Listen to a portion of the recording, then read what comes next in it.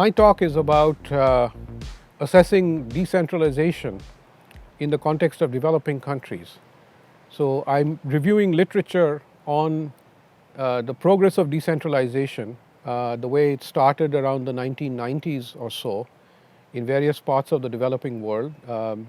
Asia, Africa, Latin America. And decentralization consisted of delegating the implementation of delivery of public services to elected local governments, replacing delegation by central governments and policymakers to technocrats or bureaucrats who were outsiders to local communities, were not very well informed, and in particular suffered from lack of accountability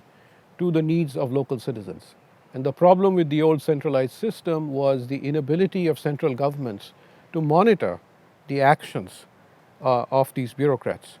So around 2000 or so, you see a whole spate of developing countries undergo decentralization reforms, trying to move governance to elected local officials who would be more accountable to the needs of local citizens. Now, however, this was controversial from the beginning, owing to an old concern about the possibility that local democracy would be subverted by local elites who would capture the leaders of the elected leaders of local governments. And moreover, there could be problems of clientelism and corruption, and the extent to which local governance would be, or local democracy would be subject to these distortions could differ a lot depending on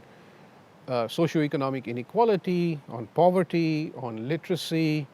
on political competition, all of which depend on a whole variety of institutional and historical factors. So the effects of decentralization accordingly were extremely varied in terms of how successful it was in improving the delivery of these public services. And so I describe a large literature providing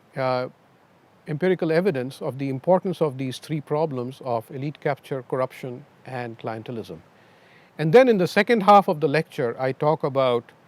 possible reforms to deal with these problems. Reforms, for instance, using e-governance, improved centralized monitoring and auditing systems, resorting to decentralization or delegation of authority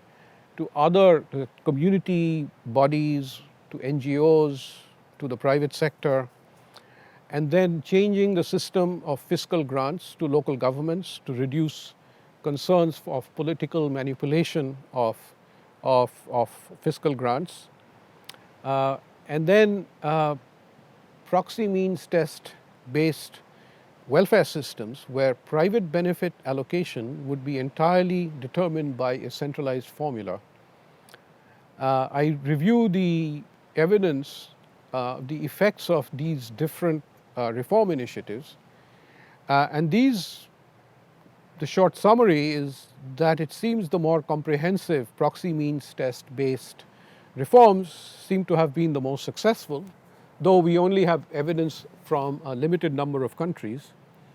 And then I conclude the lecture with assessing some potential shortcomings of these re-centralization initiatives, which have to deal with possible lack of flexibility, lack of insurance, administrative challenges, and wider concerns for federalism and democracy.